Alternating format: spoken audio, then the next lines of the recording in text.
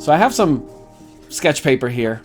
What I wanted to go over today for the first few minutes, maybe 10-15 minutes, is how to set up your drawing for your watercolor. Now, one of the things you will hear, and as you watercolor more and more, you discover that there's, when they say rules, one big principle, it's not necessarily a rule. There's beautiful watercolors that I guess technically you could call them great drawings, but one element that does repeat is if you have a really strong drawing, you most likely have a really strong watercolor. And so the methods that you apply to get your watercolor, your drawing, your structural drawing, your setup drawing for your watercolor varies. So I want to present you with a few different options.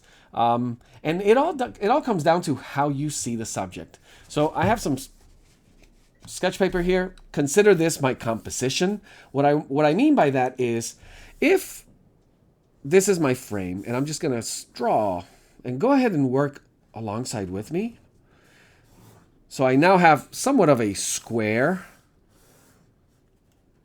frame, and that's going to be my paper size or my canvas, and that is where I'm going to be composing my subject. So I have this image, and I'm looking at the one at the top.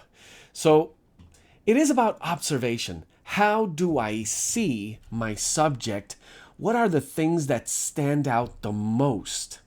And how do I begin to translate it into my paper? Because the truth is, I could do anything I want. I can make it small here in the corner, deal with the nice, beautiful background. I can make it huge and cover almost all the edges of it.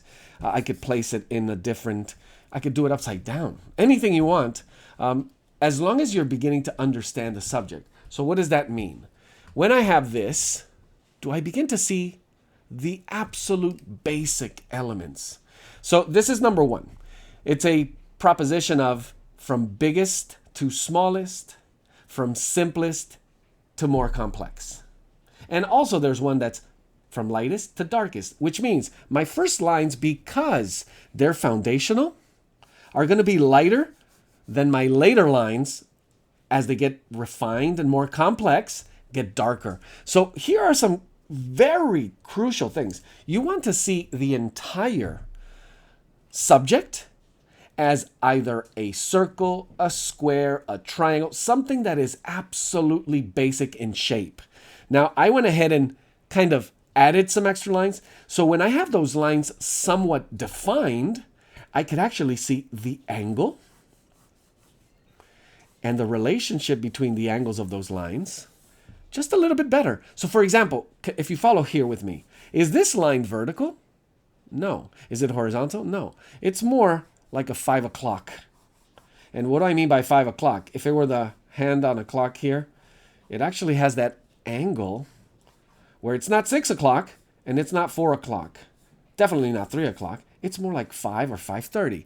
So when you begin to see these relationships and then the shapes of those lines outside of it, you can actually really loosen up. And I don't mean for you to, when I say loosen up, I don't mean for you to go faster, but to really loosen up the way you see your subject. And notice that now that I have this, I can have a better sense of composition. Ooh, is that too big? Oh, look, my feathers are going to fit. Or if it's a figure, my legs are going to be in my drawing. I don't know if you've ever done one of those where it's looking great, and all of a sudden, oops, I ran out of paper because my composition, I wasn't measured. So now I have the whole thing. I have it in the simplest form. So I could begin to kind of look at smaller shapes, simpler areas, rounder lines that begin to define more the likeness. And this is so far away from what we would generally call detail at this point, because it's still a mindset. You want to maintain a mindset of simple, simple, simple, simple, simple, almost all the way through. No matter what it is, you don't want to call this a wing. You want to see it as kind of like a cone that then sharpens.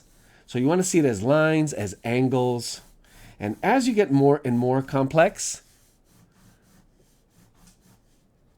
you once again confirm, check the angles,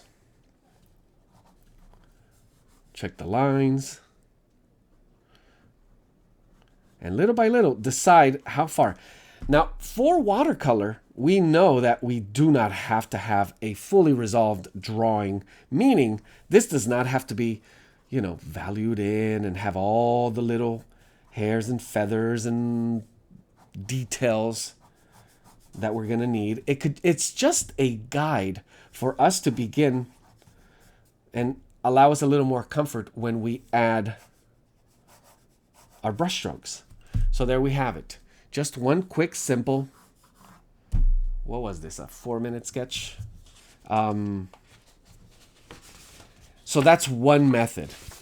Another method that I want you to look at today is, just going to flip this page over and go to the next image. And this is the one that Jewel was talking about actually, which is, it's a blurred image. So it's the exact same image, but it's blurred to about 50%. So what's the first thing that happens? Light changes, details go away. So what I'm trying to do here is something you should be doing always when you draw, when you paint, when you watercolor, and that is squinting as hard as you can, almost through your eyelashes, at your subject. So what you're doing is minimizing the amount of light that's coming in.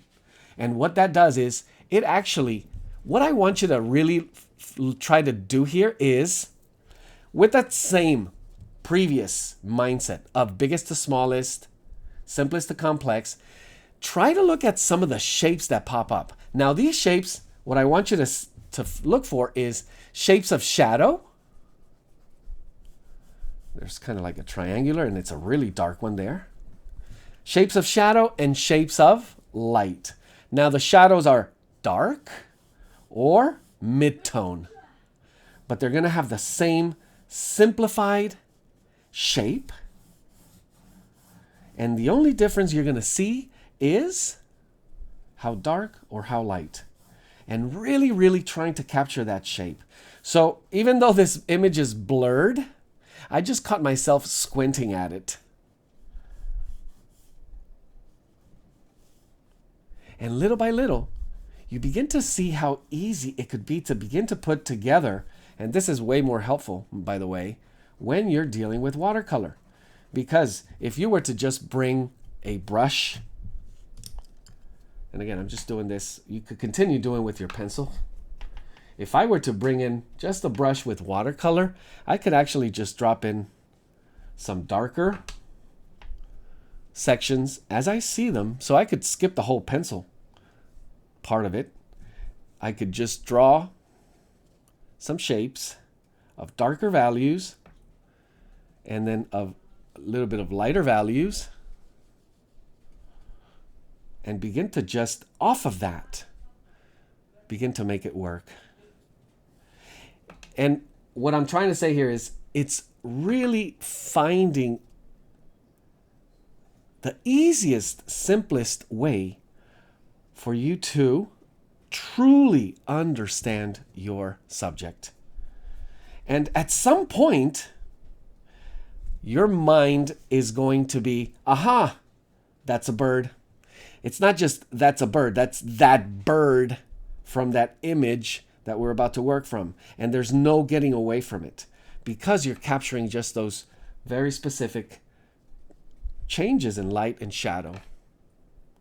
Now, obviously, this would have to be more developed, but as simple as this looks, it's just, once again, I'm really focusing on 3 major shapes of shadows, which is one that you see here in the face, the one that you see here under the wing that goes all the way to the tip and then has somewhat of a shadow right towards the end of the spread feathered tail, and right here under the other wing. So understanding those shapes and how they begin to build up the rest is really abstracting the essence of your subject. So I will be leaving that image on screen for the entire time. And I'm talking about the bottom one. And that is taking this one step further. There are those shapes that I was just talking about. They could get a little bit more complex. So they're not just the triangle shape that I was talking about here. It rounds a little bit and you begin to see it a little bit better. And here it could feather out, have a little edge, and then a sharp point that comes to a square sharp angle here. So you begin to see almost like maps, like the map of I'm guessing Alabama or Vermont or something. So you begin to see recognizable, much simpler shapes to draw than if you were thinking wing. And just feather them out. And without going too far in terms of detail, this is going to allow you to take huge leaps into setting yourself up for more successful drawings for watercolor. So then one last one, just to finish it up, which is this one. Oh, actually, I'm sorry. So we have, I drew little red lines around the darkest shapes that I saw, and there's one missing, which is this one that goes all the way down here. But just simplified, you know, they could come in and out and touch each other, making a bigger, larger shape. Or the ones that are in the midtone. So not shadow, but midtone and not necessarily light. And I could absolutely guarantee you see the light shapes. And those light shapes would kind of give us that contour and begins to tie everything together. And it breaks into smaller shapes here and then feathers out here. So putting our subject together. And then obviously there's one little one here. So there we go. So let me bring you back to, I have these images for you. And I'm just going to leave these up on screen since you have the blur or the, well, actually I have those two. The full resolution and what I call a notan or the shadow light shapes. In this case, we have 3 levels because I want you to see that you see black, you see gray, and you see white. So you can actually decode those shapes by just making 3 different levels of light. And it guaranteed it will work.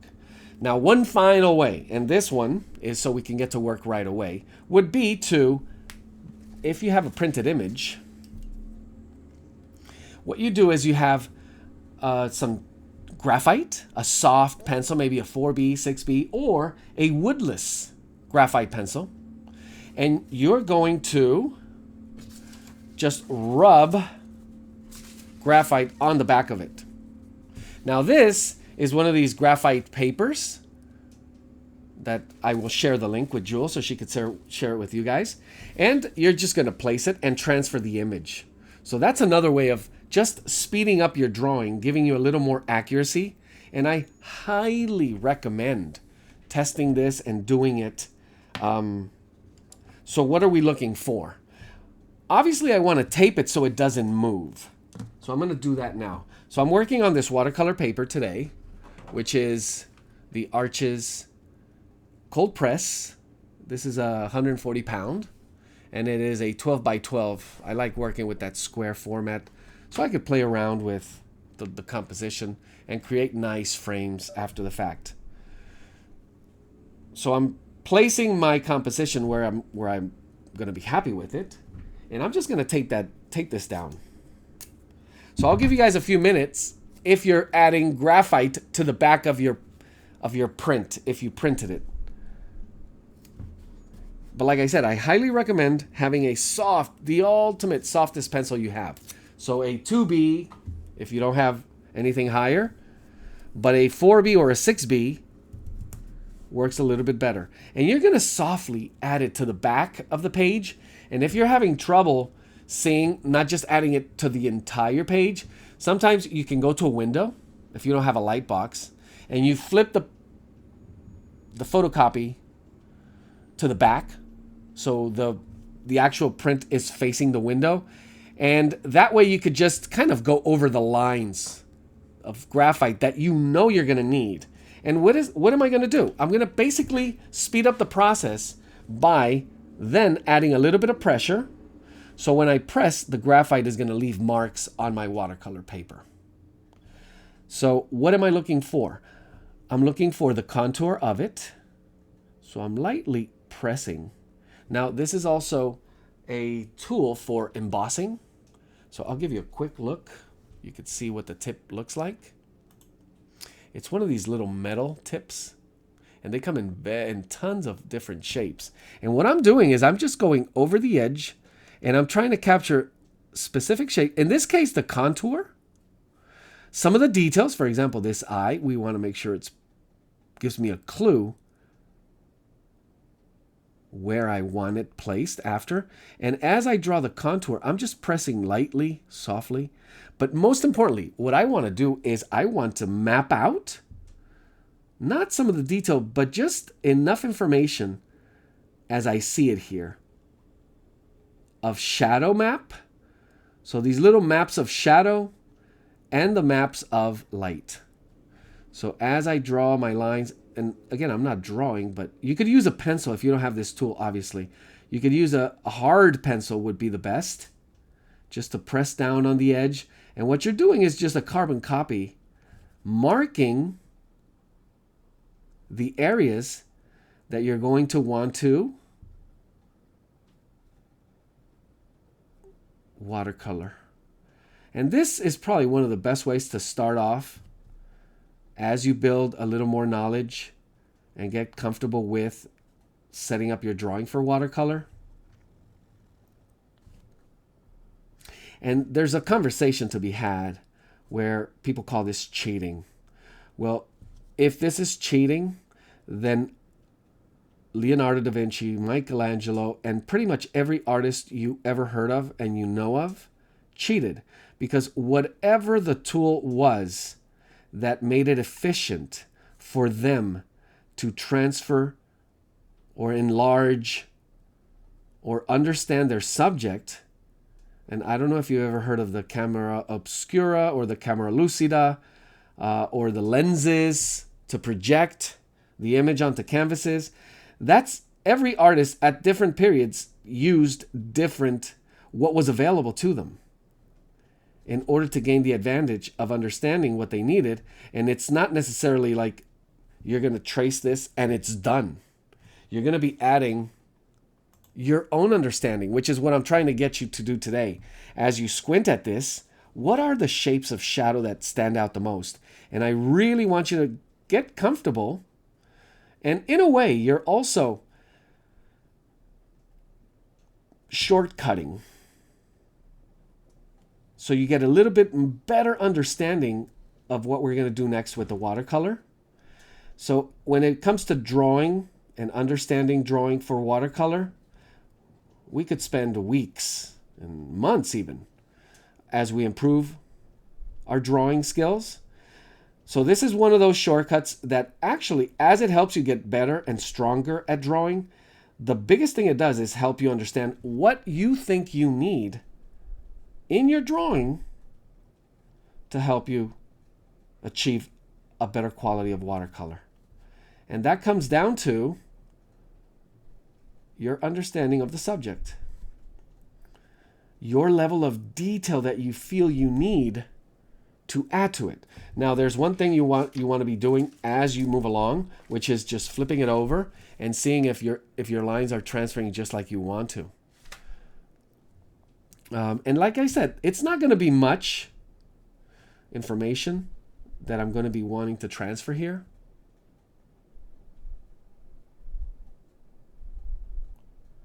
But the essential information. And that essential information is, in terms of light and shadow, how to map it, and obviously some of your contour, how those shapes relate to each other. Now, you don't have to do this. I just wanted to do this as a demo. You could be drawing freehand straight on your paper like you usually would do, hopefully using one of those methods. ideally the simplest to more complex method, which in a way it's called so many different things: blocking, enveloping. But that's for another class, for another drawing class. So I begin to get a little more and more caught up in, so many maps. I have all my shadow maps. And again, I'm going to point to them. This area of dark, this area of dark, and this area of dark. Those 3 maps of shadow should definitely do it for me. There's one nice shadow here, and it's almost a cast shadow, but it's still dark. So I want to add that one there too. And by the way, this one here. But as I develop a little more, I have some decisions to make, because I don't want to add so many lines that it's then going to be confusing. Okay, which one was this one? And what was this one for? So I want to minimize that as well. So I want to make sure I understand my shadow, my light, and then I begin to get caught up in some of these midtones. So as I read my subject, I want to make sure that I'm keeping some sort of strategy with these marks. And remember, it's about what we think we need, what we think is essential to describe our subject,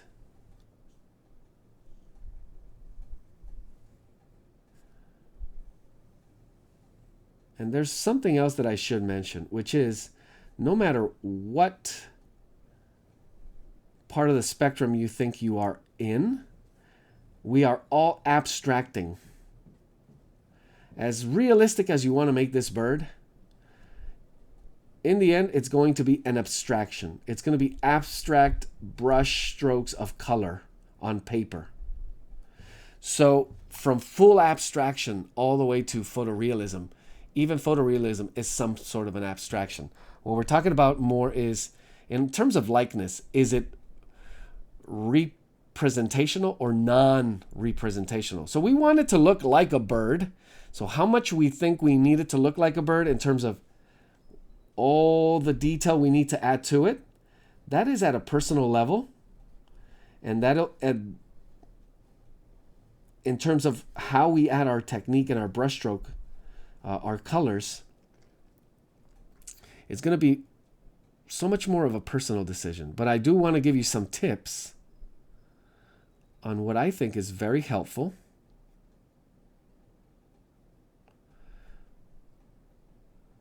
to keep you in the right mindset of always simplify. And little by little, simplifying more and more and more and more gets you to a place of a collection of beautiful simplicities. Okay, I think I'm overdoing it, and we need to get to watercolor. Oh my gosh, yes I did. I could do that. Get to talk a little too much. There's one more line maybe that I want to add here. So the contour. So we got a nice shaping of the body, elements where the leg goes, and some of the lines. Like I mentioned, this shadow, this break of light. So again, it's always very technical. And you'll realize that you're putting together pieces of a thing. So how you select what those pieces should be, how much of those pieces, and how those pieces should relate to each other, which ones are more important than the other pieces, that is where I always bring up the part of the puzzle. So there you go. I have my map. And many of you would say, well, that's the full drawing. Well, again, it was to speed up, to give us that map. And if you look a little closer, there's still a lot of work to be done. And if you want this quality of drawing, you can absolutely get there. And this technique, I think, helps you really, really get far ahead. Because when you're happy with something like this, you're going to want to do this on your own. You're going to need to pay attention what this and how this became what it looks like. How you can actually manage understanding what types of lines, what types of shapes, and what are the things that you were looking for all along to make it work. Now I didn't add any of the background or the thing he's standing on. I'm going to take a bit of freedom on that. Artistic license. And there we have it. So notice that I do have a lot of lines here with that light and shadow play that I did. But we'll understand it as we go along. Now we get to watercolor.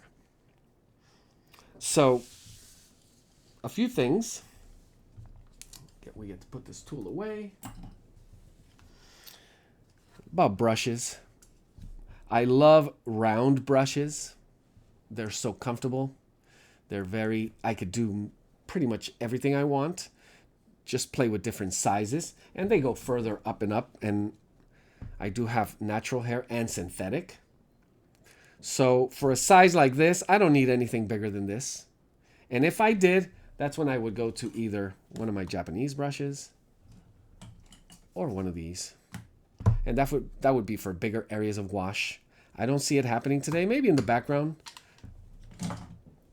We also have those flat brushes, and I do use those sometimes. And we may need them today for these really nice straight lines. I use the edge of my flat brushes. In this case, this is an angle. It's called an angle shader. And it has a little bit, if you could see it, a little bit of an angle. So it's not straight flat. It's got a little bit of an angle, and it gives you just a little bit of a sharper edge. And we're going to want to preserve some of those whites. So you'll see how we do that with these lines. And I often love to use these. I mean, because I use them so much, I actually get so comfortable with what I can do with them. And these are just water pens or water brushes, where it contains the water in it already. So all you do is kind of gently squeeze, and the water flows. So you can actually manage the consistency of your pigment. Now, another thing I always recommend is having a little piece of scrap paper, the same watercolor paper you're using, in order for you to test out not just the colors.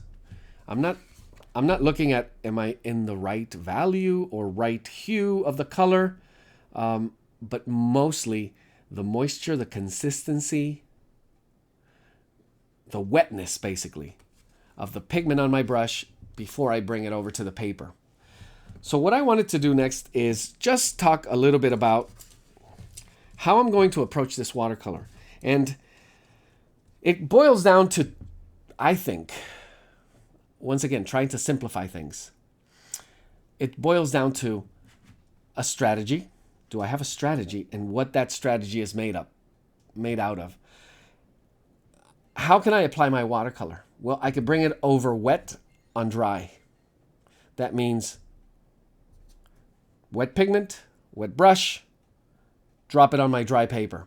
Or I am going to wet my paper and then bring wet pigment, wet brush onto that wet on wet. But eventually, what I'm trying to do here is, in both examples, washes. So we want to understand how we're going to deal with those washes. And what I really, really want you to, pretty much the exercise as I designed it today, is going to be to really, really understand layers of washes. So that's what I want you to work on mostly, which is going to be to lay down a wash, whether it's wet on dry or wet on wet. Let it dry fully, or at least till it's damp, and then work a layer of another wash on top of that. That way you're going to have edges that are going to develop the look of this bird. Now, for that, you need to understand the color. So I'm going to be, this is my palette here. I'm going to be working pretty much right in here, all these blues. So I have Prussian blue, Indian throne blue, phthalo blue, ultramarine blue, cobalt blue, cerulean blue, and this, which is kind of cerulean blue as well, but it's a royal blue by Sennelier. And I have also a ivory black and my Payne's gray, and I definitely will use these at the very end, or mix them into those blues. But what I want for the overall look of this bird is this bluish, just like we have it there. Maybe you could push it towards the violets. because there's a little bit of this violet, you know, bluish violet, purple kind of sense to the bird. And whatever color you choose, it doesn't matter. What we're going to be dealing with is the values of those colors.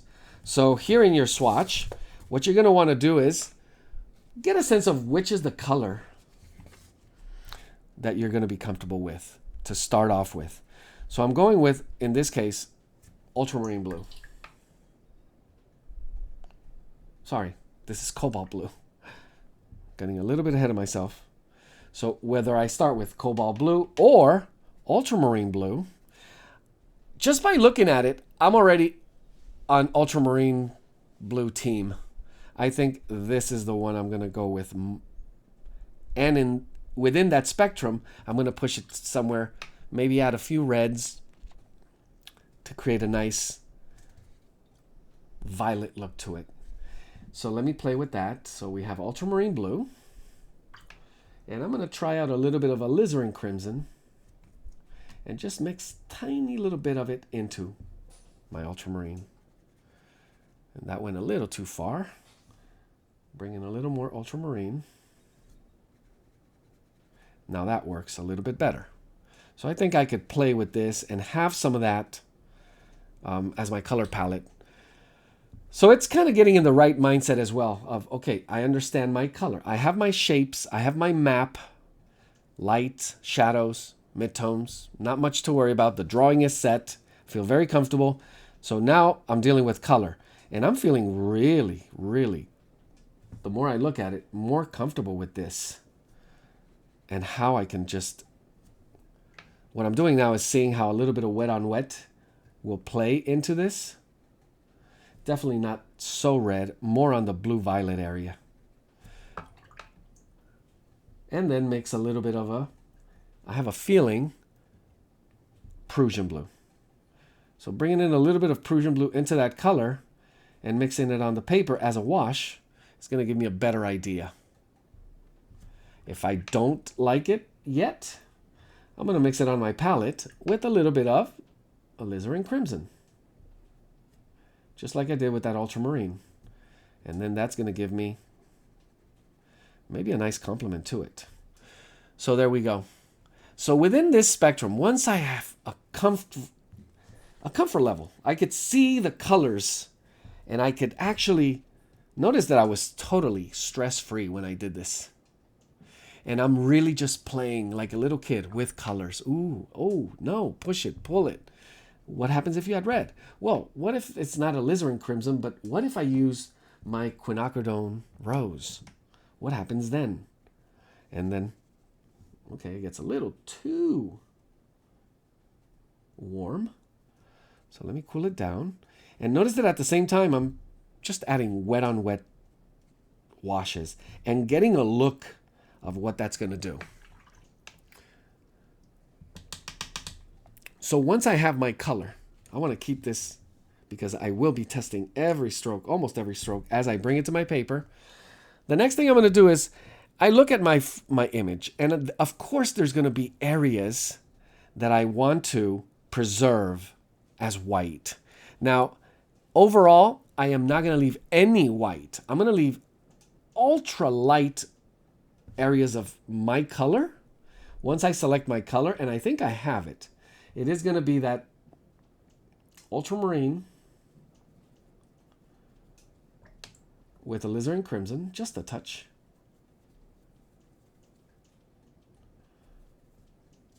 Right about there. And what I'm going to do is I'm going to really water it down to the level where as I lay it down, it almost looks like light hitting those feathers. And I could literally apply this entire wash, and I'm going to do it wet on dry, to the entirety of the bird. I am going to stay away from the top beak and the eye, just to preserve some of the white of the paper, which I think eventually will be too white.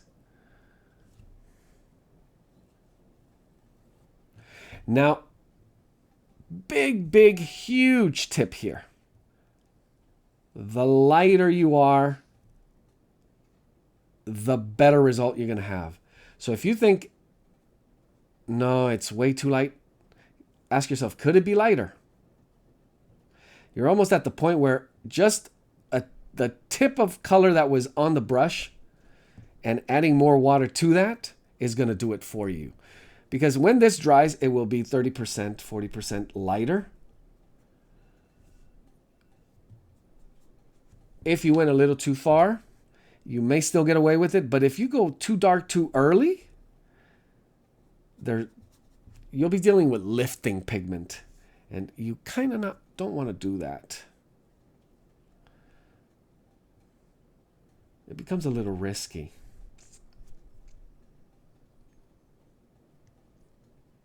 It kind of breaks away from the strategy.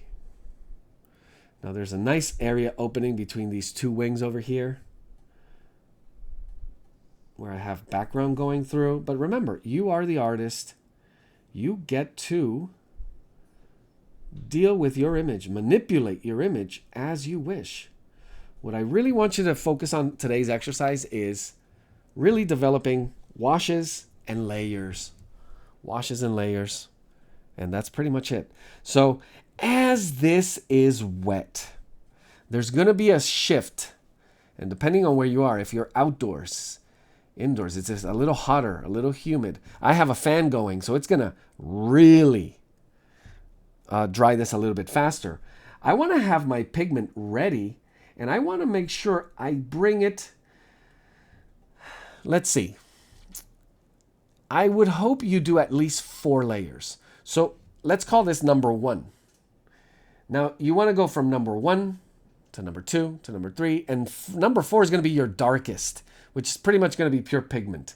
So just get a feel of the spacing between number 1, number 2, number 3, number 4. If I go, let's say here, and this is the area where it's number 4, and add a second layer to it. Notice that I'm dropping it while it's wet on wet. So I'm doing the wet on wet technique here. I want to make sure I absolutely pay close attention to the shapes as they get simplified. As they get a little more complex. As they get smaller.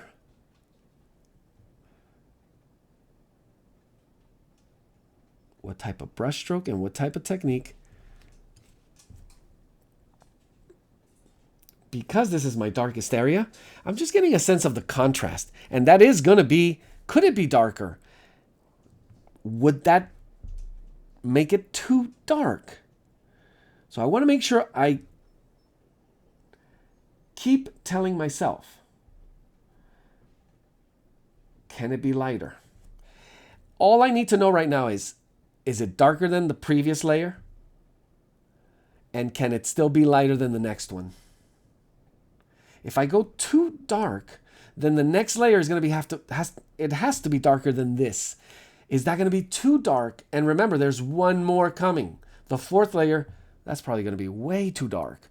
So the longer you keep it lighter,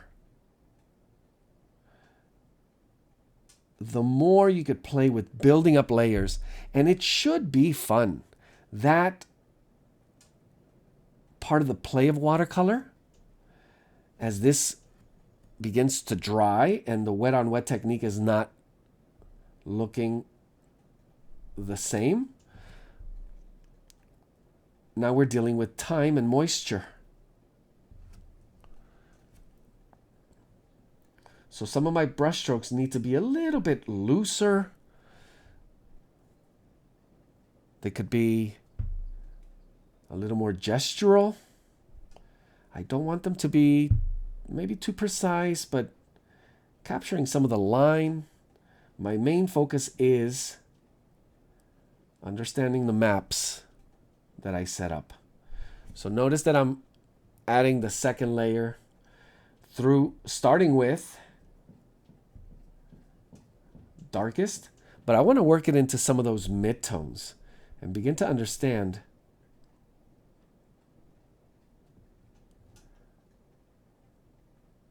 the relationship between the values. And here we have a whole lot of lines, shifts in value. As it begins to break, I need to put this into my composition so I could see that. And it's still very wet, and I like it because that wet on wet technique really, really plays well when you build up these layers. The technique you apply to it, that's where the artistry comes in. At this point, you could really make this a strong drawing into a strong painting, or you can actually hurt the drawing by trying to do too much to it when there's no need. So what you look for is, in terms of technique, how can I help this?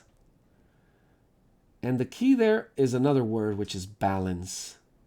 How do I preserve the balance between color, between line, if I'm actually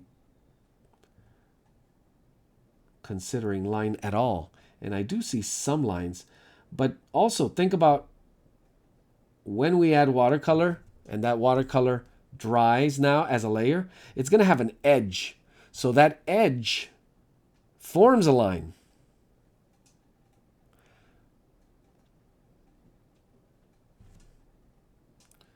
So it's not necessarily drawing lines, it's your watercolor edges as they dry also forming those lines. So here's that thing I was talking about earlier. Understanding how you develop these maps. There's a whole bunch of little lines. I may have added too many. But once again, let me lift this up. I want to go the other way. I want to go thin for shadows.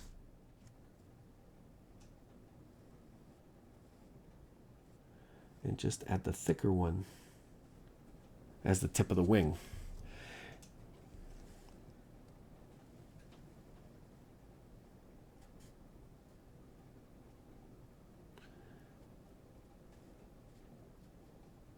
And then one day you will realize, oh my gosh, that's what it's all about. It's about light and shadow. And when you put in the little shapes of light and shadow, the whole thing just comes together. And yes, that is it. The better you can read light and shadow. Notice that we had a pretty good, decent drawing to start off. But as I add 2 layers, do you sense that there's a form coming together? So it's how light reflects, rolls off of, bounces off of on the subject. And that is what we're trying to really understand, trying to really interpret here. Now I'm going to pause and I'm going to think about color. If there's going to be a variation of that blue, and I do see some beautiful blue feathering, and it goes into the cobalt, maybe more violet in certain areas, but it just has some nice patterns. So I want to think about that strategy shift. If I need to, in order for color to play a bigger part, I'll add a little bit of cerulean, mix it with a little bit of cobalt, test the value, how light it is, and I think at this point, always favor the side of lighter. And I'm just going to bring it in here. So notice there's a little shift of blue here. There we go. And it's still wet. It's still moist, so it's perfect because it's blending on the paper as a wet on wet technique. And so far I've been using just one brush all the way through. So there's this nice, only watercolor really. It's why it's magical as a technique. Because what's happening here, when you have a beautiful color that you just laid down and you layer a second color, how they decide to mix, blend, dance in a way on the paper and create all these new variations of shape. There is no better medium for that. And I'm just going to bring it a little lighter into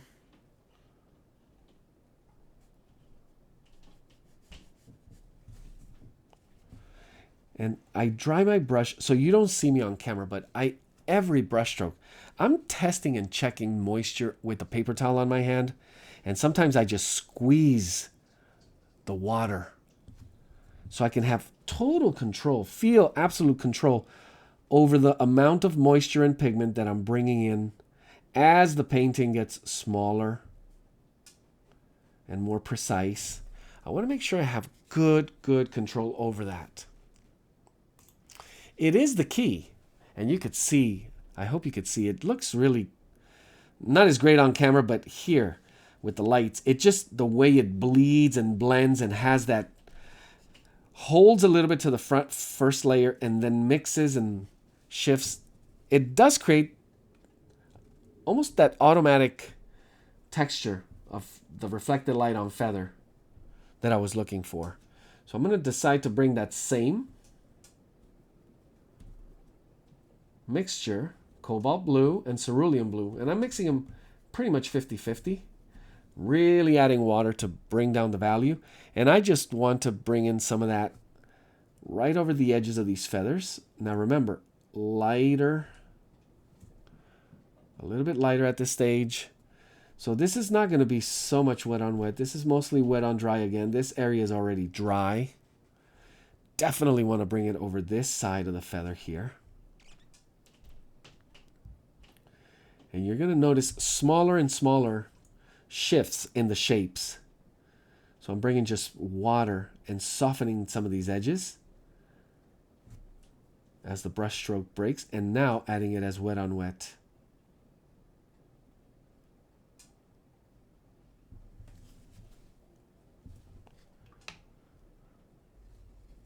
Now I may think of bringing a smaller brush with finer point for this area. What I want to do here is, how do I simplify the detail that I see for some of these feathers? And that's usually a task that gets us in trouble. Like when we try to add all of the things we see, remember, squinting, trying to find simplified shapes, in this case, value. And I'm also looking at color. So because I see lines,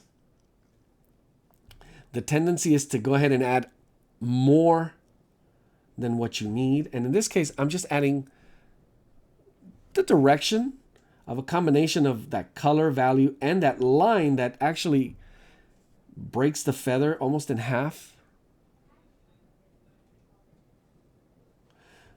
But it's in terms of suggestion. You suggested enough where it just, the brain does the rest of the job. It gets it. You don't need to put every single little, once again, I use the word detail, that you think you see. It can always be simplified, and it favors you. It actually helps you to think that way. So I'm loving this color mixture here, and I'm going to bring it just one more area right in here. Now this, I want to kind of pattern my brush stroke to kind of get a sense of that volume and a little bit of the curving that gives us in the neck. I'm going to actually bring this color into the top beak because it's light enough, it's blue enough. I think that's the color I was waiting for. And it also may work here in the eye as an ultra light version of not just the white of the paper, but the overall blues that we're looking for.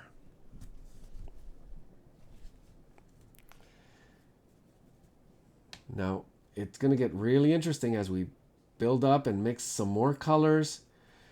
Here's where you really need to, step by step,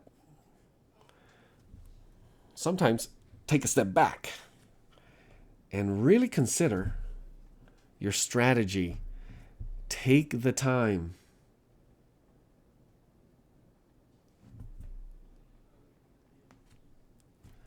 to just process and think, okay, what's my goal here?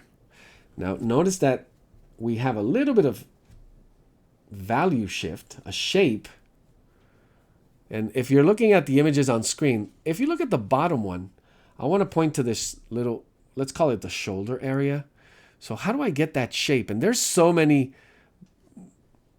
obviously we don't see the light, but if I were to capture that shape, I'm going to have to capture it in 2 extra layers. One is the first dark gray that comes right into here, down into this feather here. So it's going to kind of blend into the color that I was adding here. This is going to be darker. So I want to keep that in mind. And I know it has to be darker.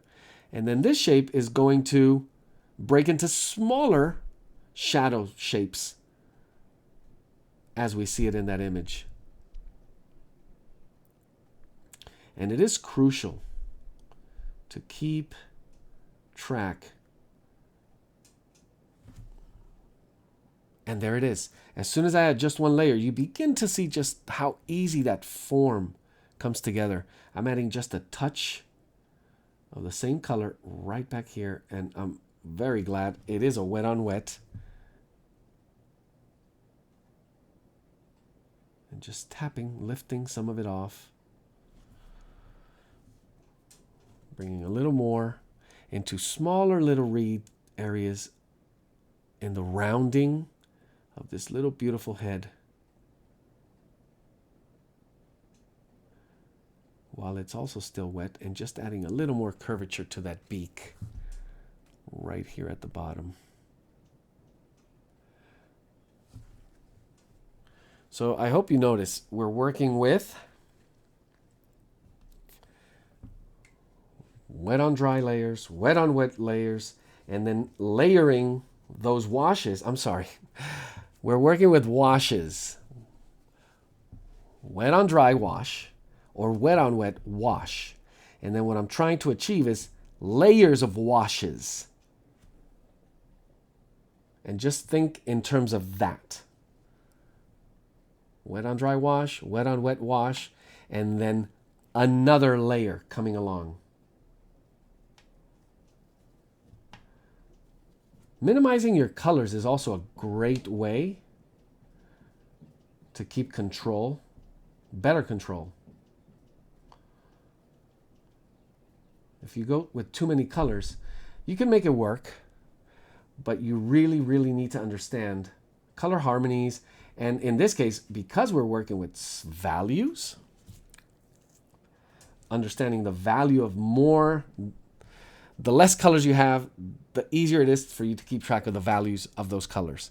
So I need to do something here very quickly, and I'm going to actually switch brush for the first time to a number 3 smaller brush.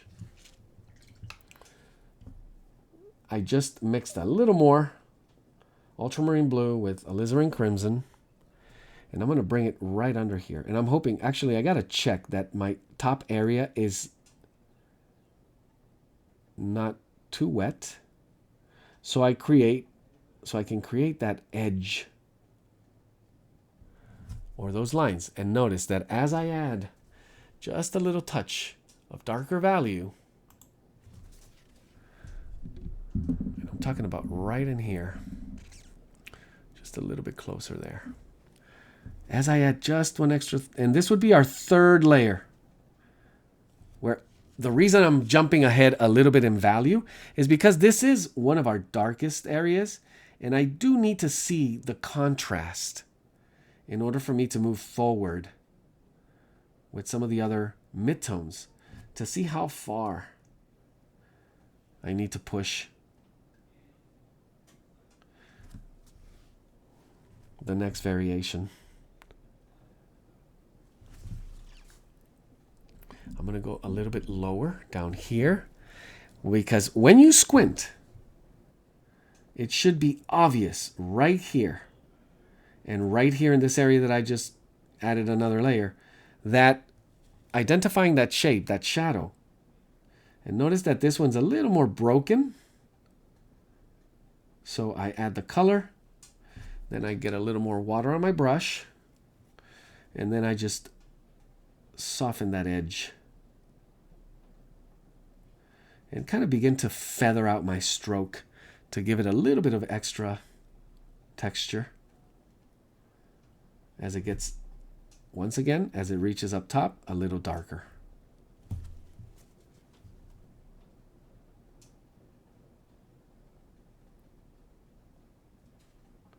And this is the process, just so you know. Over and over and over. We're kind of selecting an area, measuring, getting a sense of the value. Value changes. Now this one's a little too light. It needs to be darker. So I'm just going to add more pigment. And that's why I did it. I wanted to really get a good sense of how much darker my next layer is going to be.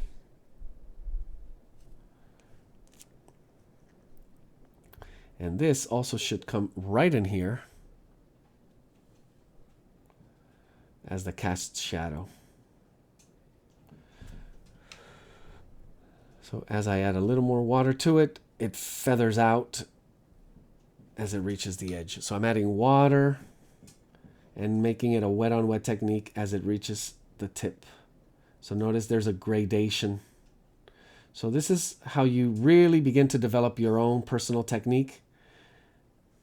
You realize that, okay, we're dealing with wet on dry wash, wet on wet wash, but the true recipe of how you're putting that together is, it's you.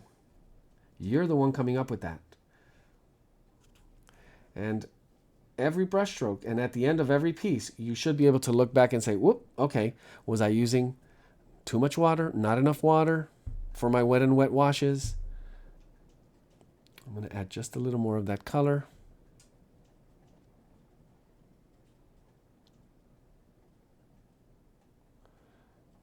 Complementing this area. And I think I need to move a little bit, just a little bit faster in order to get far where we need to. Because now it starts getting, we started with the biggest to smallest. It's going to get smaller and smaller. And also it's going to get not as simple. It's going to get more and more complex. So reading, that's where we begin to enhance our focus, not loosen it up. Some of these areas, as you get closer and closer to the finished piece, you want to make sure you slow down a little bit. You want to make sure you give it good time. And I'm talking about the time it takes for a layer to dry. You don't want to rush through them. The areas and the smaller shapes, for you to read them and understand them.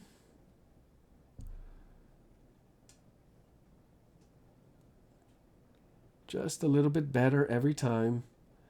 And as we move along,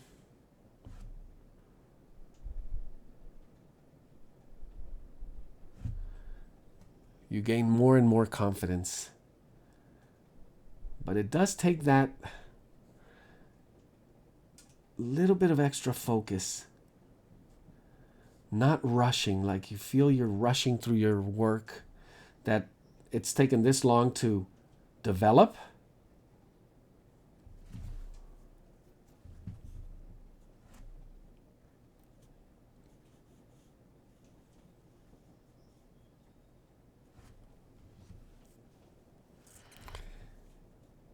And some of you may be asking, well, what are we going to do with the background? Generally, you would, in a piece like this, you could deal with the background first so you don't have to worry too much about getting into the drawing after the fact. But I really wanted to put all the emphasis, all the focus into the drawing of the subject and the layering. We're going to deal with it once we're fully finished. And I'm going to show you a way that once again brings that word, the balance. How much of a background do you need for a subject like this that would kind of fight for attention?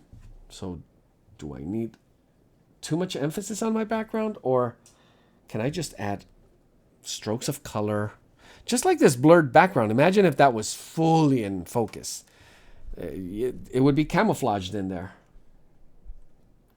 And our eye would not know where to go, where to focus. Everything would be demanding too much attention.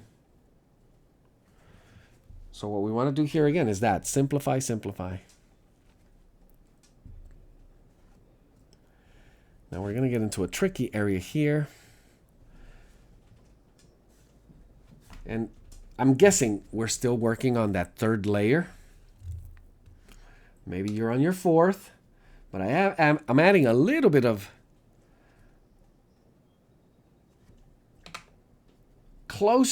very close to that same value that I was adding just to this point, to those shadow areas, knowing that those shadow areas are going to be a little bit darker. And overall, what I don't want to do is confuse too much the information that's going to go on in here. Making sure I preserved the lightest lights that I need, especially up in here. Knowing that I will come up with another read of shadows and shapes right in here. Or another layer. And like I said, they get smaller and smaller. So remember, your brush should also be getting smaller and smaller. That's another one of those things where rushing through it, where we don't even give ourselves time to change our brush, have the right brush that we need for that perfect stroke.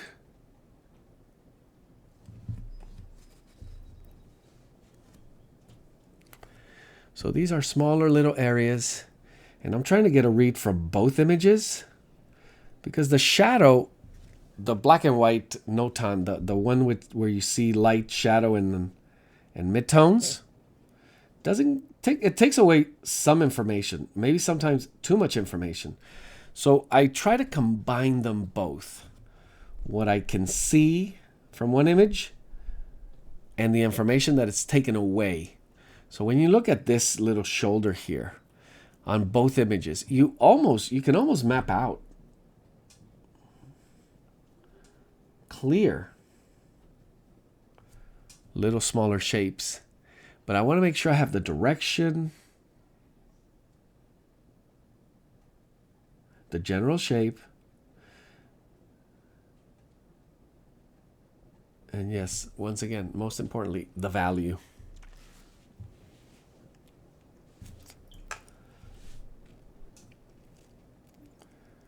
Finishing up this area so we can move on. Just doing wet on wet with a little touch of extra value.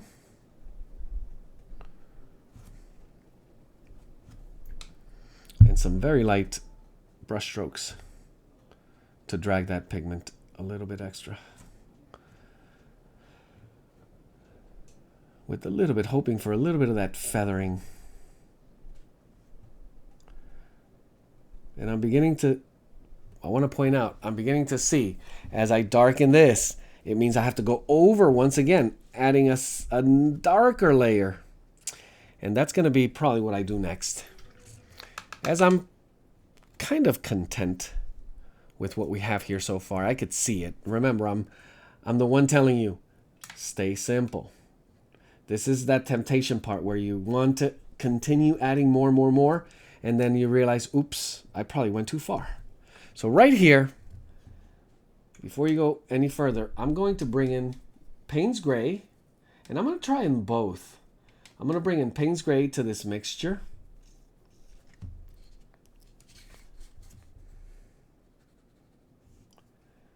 And probably it's going to be a little too much. I'm going to need too much of it. Ooh, that's way too much. But it might look nice. And it is really granulating nicely. So I'm going to bring in, I think that's the one that's going to work. And where I'm going to test it first is right in here. Now, do I want to do this wet on wet, wet on dry? What I may want to do is change my brush really quick. And this is my smallest brush. that I'm bringing in. I'm adding just a little bit of moisture. So just water. Very little of it. It's a small brush. It is a natural hair brush. But just added a little bit of moisture. Now, how much? And I want to wait until it's right. I have my mixture, and I'm going to bring it in. And I'm going to try to, notice that, stain it in. So I hope you could see that. So this is a really, truly wet on wet wash that is layered. And it does take patience. It takes developing your skill and admiring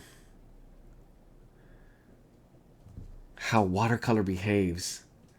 It's kind of looking at everything it can do, and just every brushstroke you feel like you want to say, wow, it can do that. So then you want to do it more and more, but don't overdo it either. As with every technique, moderation. So I want to do some more right there. And I could begin to feel close to that place where I need to back off just a little bit. And I'm also considering how much smaller complex detail do I need to be in this area with the eye, with the brush stroke. I'll come back to that. I have plenty of time to deal with that. I'm going to do the same right under here. And I'm going to also do it wet on wet. And that color is working perfectly. So the combination of colors that I chose so far make me very happy. Thinking of bringing a little extra pigment. So the consistency of my pigment is also beginning to change. It's getting heavier, not as fluid. But you see how the technique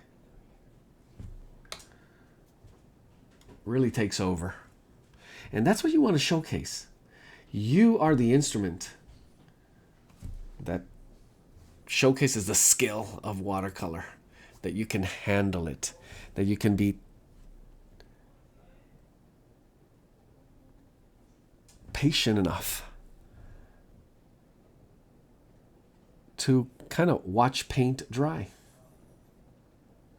So notice that my lines, I'm beginning to draw with the brush.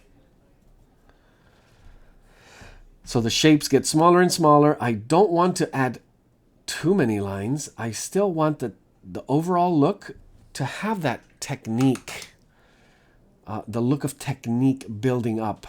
So adding more moisture in that area, same way I did early on.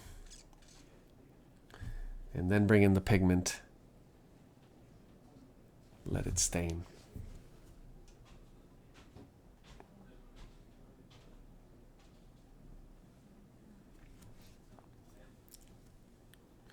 Some of these areas are probably going to be the darkest and the most linear.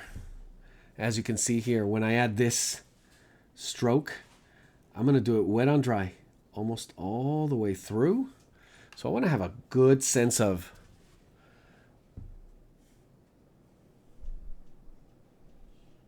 the final look of it. How hard edge is that line going to be? What about the colors next to it? What about the shape of them? So you begin to see the shaping of the edges of the feather. And the way the brush breaks right at the end, it actually makes for a nice curving volume where you see the feather bending backwards, kind of curving and rounding back. I don't know if you could see it. And then kind of overlapping, that overlapping sensation where they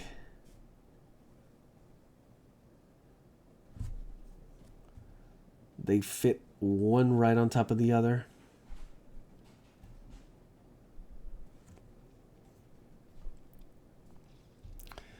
Let me add a few more touches to this area. And I am, in a way, in the fourth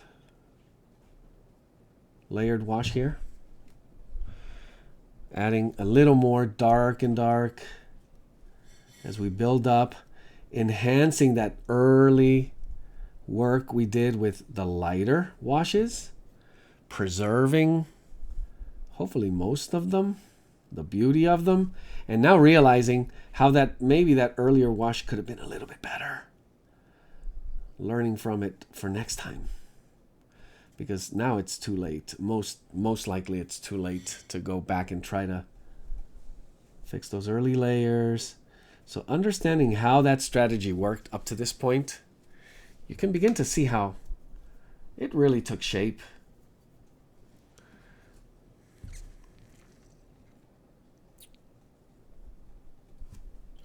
I'm going to add a few more strokes down here, and these are going to be broken, wet on dry, giving the little bit of that texture, that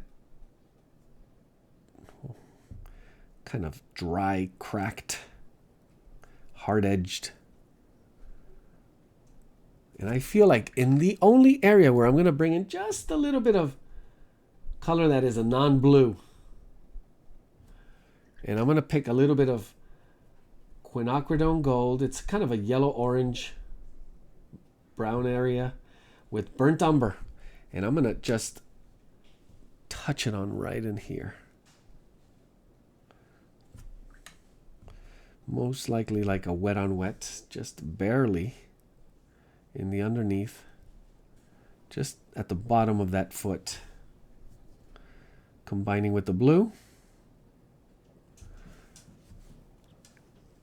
And there was one more area where I planned. I saw it earlier, that this color may give you a nice little break in the color harmony, and it's right here in this lower beak. Just a nice translucent area.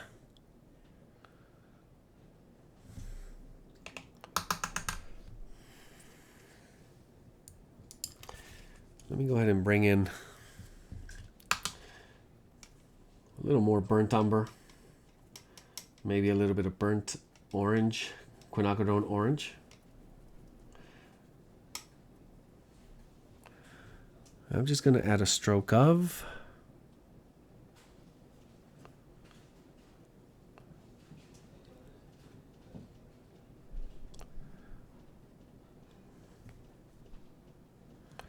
where it's standing. So I'm just dragging the brush until it gets a little dry there.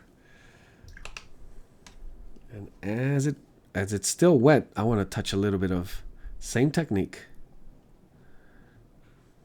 So you can see how it blends right into it. It's going to be a little darker, obviously, here with the shadows of the foot. So I'm going to touch a little darker mix right in there. Bring in just one or two touches of reflected color with a hint, dirty brush almost, hint of that color into the reflected part of these feathers. And you may kind of see it somewhere in here as well. But now to finish, and of course there's more to do. I would generally build this up slower and slower, smaller and smaller. How would I do that? With the smaller brush, another layer of some of the tiny little shifts in value, but I would do it all wet on wet, and they get smaller and smaller in terms of brush application here. But you see little breaks in light and shadow, and that's what we would call detailing. Basically, it's the final stages. Some more that happened right here, but again, this would take a few, just a little more patience, just a little more building it up. I am going to go back to my biggest brush, and I'm going to consider my background. So for color, we have a nice, beautiful bluish, blue-violet bird going on. I can actually consider some of that background, the colors that are there with those brown, touches of green. Does it work for me? Could it work for me? Maybe the green would be too much. I usually would go to my color wheel for that answer. So we were here, blue, blue, violet. You want to look at analog colors, so the colors that are next to it. So if it were a green, it has to be a blue-green. And if it were more of a red-violet, it would be right in here. Another answer usually is complementary. So it would be either more yellow, it could be a yellow-green, or a yellow-orange. I think that's what's pulling me more away. And because we did have this in here, that already placed kind of with it. So it could be something interesting here. So my answer would be either here or here, but definitely more in the yellow. And also because it complements, it could enhance the look of it. So I'm just going to add some water. You want to make sure, I usually tint the water a little bit. So my brush is dirty and so I could see, but it's ultra, ultra light. And I'm just adding water, a pattern of water, and I'm not adding it to the entire page. I'm just adding right at the edge of my bird.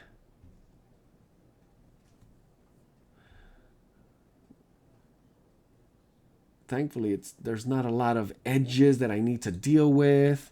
There may be some breaks in the water that I'm adding. So now that I could see where it is, I'm adding the water, and there's variations of how wet that water is going to be. And I'm just going to mix a nice warm yellow. In this case, it's a New Gamboge, a quinacridone gold, or a sienna, a yellow ochre. Any of these colors kind of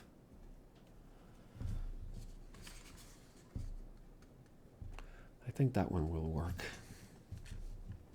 And it would take a little bit of play, a little bit of study, a little bit of let the intuition, and then drop it in wet on wet.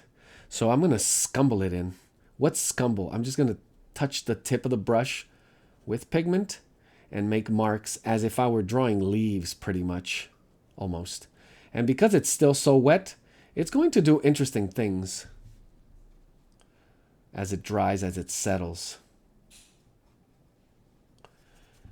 I could bring in a little more water and thin it out and also continue scumbling.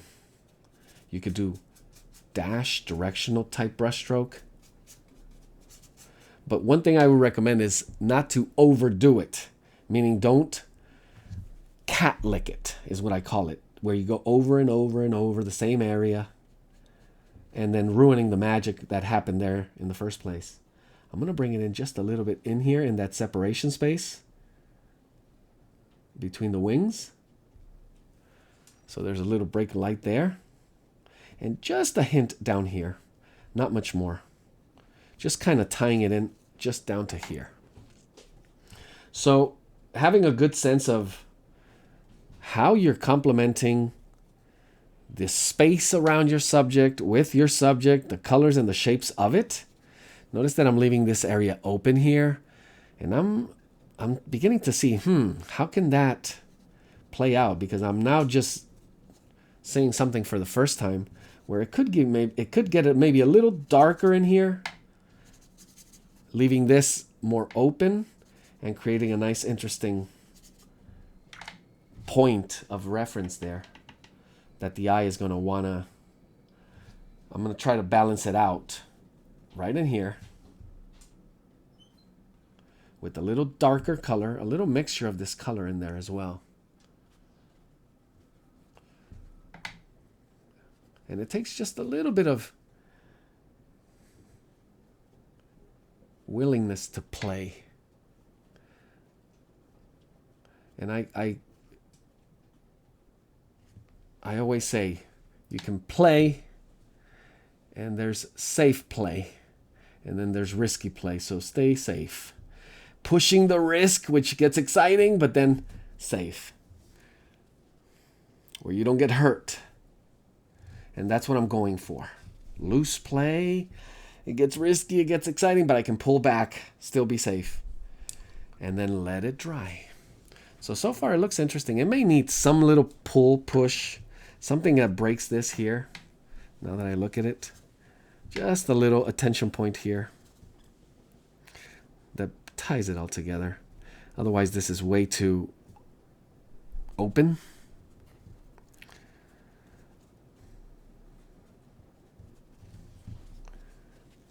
And there we have it. I hope you had fun.